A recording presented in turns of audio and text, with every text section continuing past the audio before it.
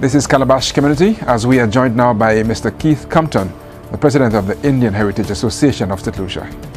Yes, my name is Keith Compton. I'm the President of the Indian Heritage Association of St. Lucia. First of all, tell us where we are in St. Lucia geographically. Okay, we are in what they call Fort Cooley. Now remember, the bad name Cooley, unfortunately, is still on the books as Cooley. People call this Blanchard. Fort Cooley meaning the Valley of the Indians. A lot of Indians in this Vieux-Fort area stayed right here where we are, and of course they've moved out of here since. Even as we speak, I'm looking around, I'm seeing banana plantations, so it's very agricultural apparently. Extremely agricultural, lots of water. You know, the Indians always went to places which had a lot of water and also hilly, because at one time the plantation owners used to call them hill coolies, because of course first they told them to go and hide, get away from the plantations, and they went to the adjoining hills. So yes, it's very hilly, very lush place, lots of water and lots of greenery. And this particular area is very interesting and very unique in that it is the location for St. Lucia's only Indian temple? Absolutely, the only Indian temple, and it's dedicated to the Lord Krishna, as I'm sure you already know. But sorry, the only one we have in St. Lucia. Excellent. So give us a feel for an event that we're here witnessing today. What exactly was it, and what's the significance of it? It's very significant because we are outlining the arrival of Lord Krishna, which is the ninth avatar of Vishnu. So he's here. He came here thousands of years ago, and every year, like I guess Jesus, you have Christmas. You talk about the birth of Christ, so you talk about the birth of Krishna. So it's a very important thing for the Hindus, and especially for the Krishna followers, because there are many different gods and demigods in the Hindu theories of gods and demons. So he's one of the greater of the gods.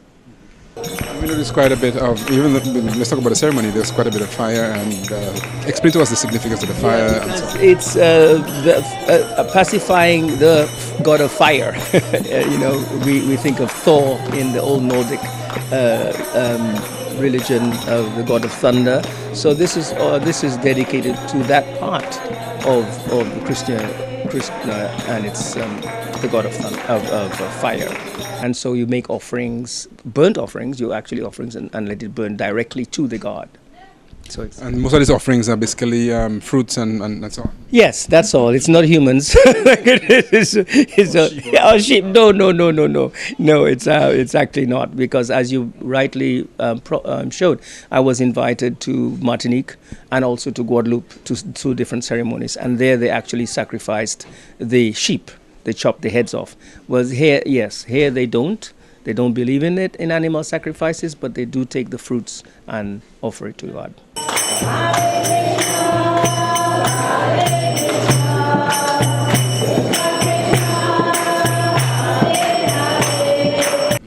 And tell us about Sister Anna Sadhu, who performed today. Give us a little brief note on her. Yeah, she's really an exceptional woman. She had this urging from the time she was a child. In fact, talking about the fire god, she escaped with her life, and her family were in a wooden. You know, we have lots of wooden structures long ago in St. Lucia, and it actually was on fire. And they walked out as she walked out as a child, and that had a significant play on her from that time that this God saved her, and she then realized that fire god was around her. So she escaped with her life and her parents from the fire. And she grew up right around here. This same area is where this land actually belonged to her parents, and she took it over and bought whatever else to extend the area of the temple.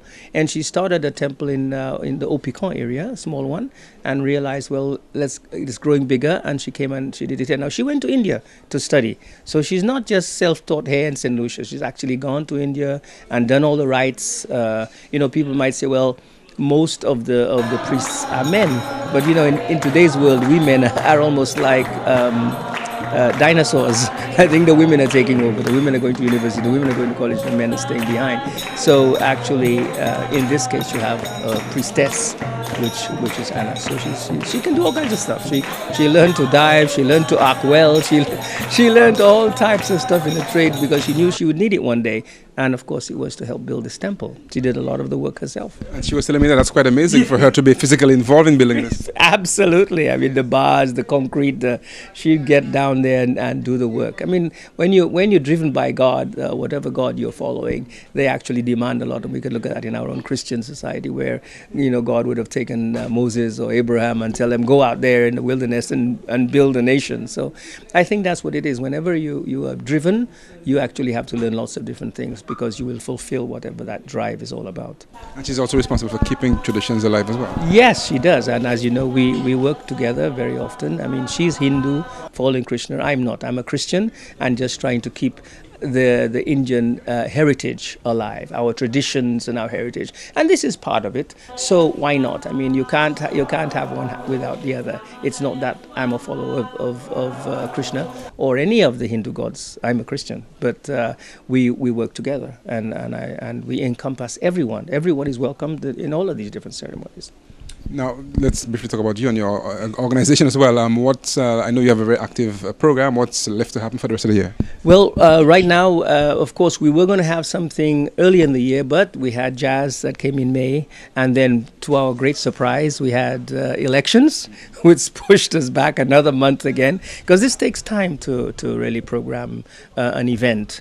And so it's pushed us so far that we're now going to do it in September. The end of September, the last Sunday in September, we're going to be having it at a nice restaurant on the way to down to the Roseau Valley, called Monique's. Is the little place down there. Yeah. So we'll be having it on right off the highway there at Monique's, the last Sunday in the month, and it'll be one of my typical festivals where we'll have Indian food, Indian music and dance, and a little bit of history about our ancestors.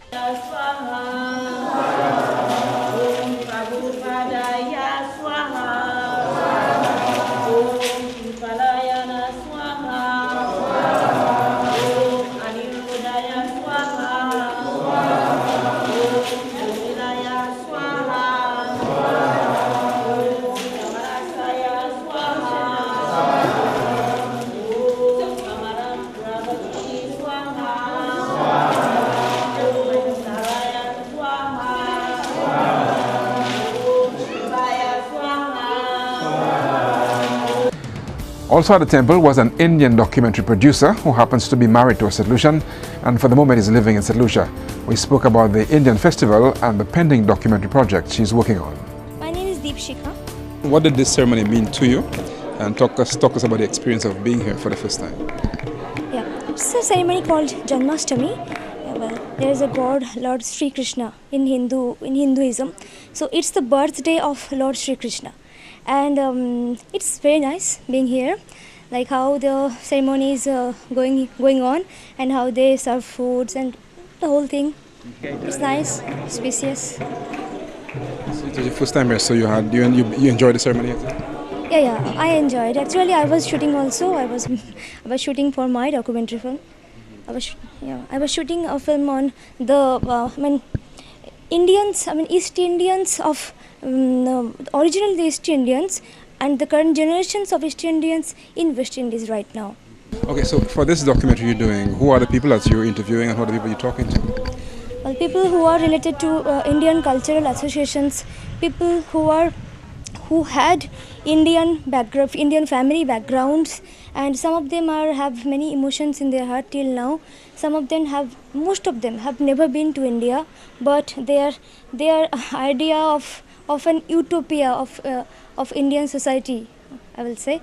And I'm interviewing people like Mr. Kate Compton, who is related to an Indian cultural association, and people, as I told you, who has Indian background. What have you found most interesting that has fascinated you in terms of what you found out about Indians in St. Lucia? Yeah, I really found it fascinating. That's why I'm making this film. That having been so far from India, and their ancestors came here before 200 years ago, 150 years ago, but till they are carrying the spirit of that culture, and they wish to be in India sometime maybe, but they love this place. They think of them as Saint Lucian, but they think that some part of them are is still in India. But an interesting thing is that some culture which they are carrying on have not changed yet, but that is changed in India. Om Advaita Swaha, Om Nityananda Swaha. This is Calabash Community. We will return shortly, and when we do, we take you to that March visit to the Indian temple in Forkuli.